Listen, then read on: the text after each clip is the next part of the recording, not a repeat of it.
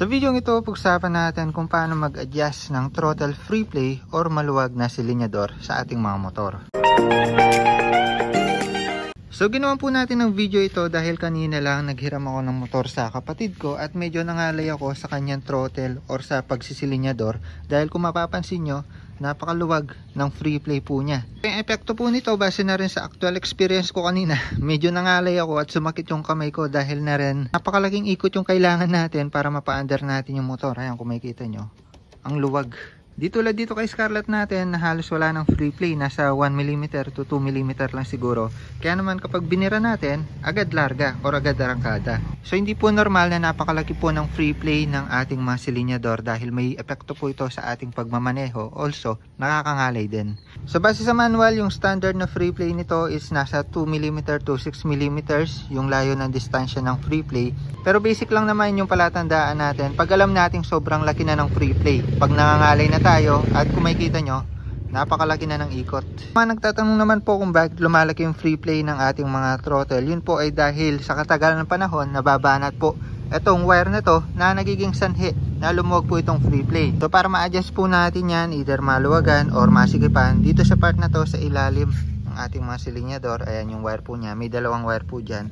Yung isang wire may makikita kayong dalawang nut which is ito tsaka ito, yan, yung dalawang nut na yan na magkapares, yan po yung adjust natin. Ngayon, kailangan po natin ng dalawang 10mm na open wrench para ma-adjust po natin yan. So kanina, masikip po yan, ginalaw ko lang ng konti para mag one hand na lang tayo.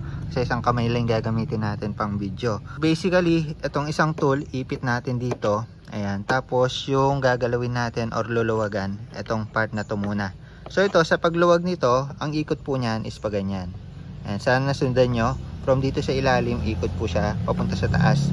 Ganyan po yung pagluwag po niyan.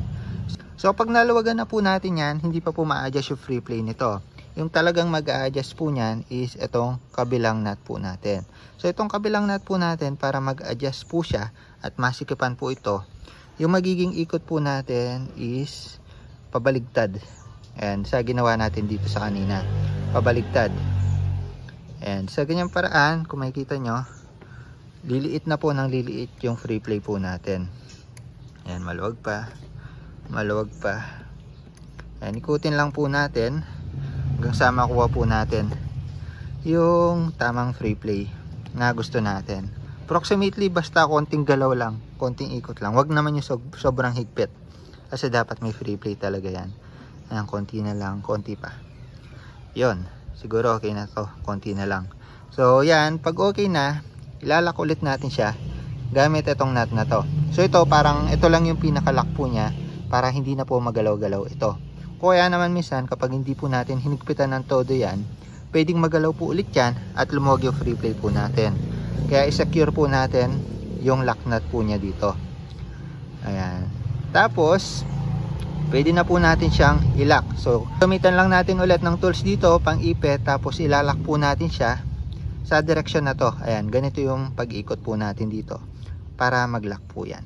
Ayan, so sa pag-lock, gagamitan na ulit natin ng tools. Sa pagluwag, ganito rin yung concept. Ipitin po natin itong part na to or yung nut na mahaba, ipitin natin. Mas okay na maglagay kayo ng teflon dito or basahan, cloth para hindi masugat to or dahan-dahanin nyo na lang. Tapos itong nut naman na nandito sa kabila, ikutin natin sa direction na to, pababa, para mag-lock po siya, humigpit.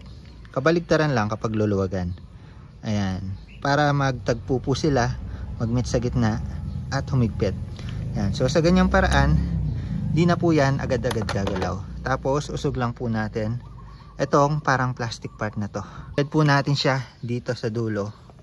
Ayan. Para matago po yung thread po natin at hindi po siya agad mag-adjust. Okay lang naman po na hindi nagtugma yung mga thread po natin dito. Ang importante lang po dyan, mag-lock po siya para hindi po gumalaw-galaw katagalan. So ayan, yung free play natin nasa 0.2 na lang siguro, 2mm. Ayan, which is saktong-sakto lang para pag nag-start po tayo ng ating mga motor, hindi po natin masyadong ikutin pa yung kamay natin para gumana yung motor. So konting bira na lang, o diba, gana agad. Hindi na natin kailangang ikutin muna bago mandar. Yun. Okay na yung free play nito. So wag niyong tiisin yung maluwag na free play. May solusyon po dyan para sumikip. yung silinyador natin. Goods na.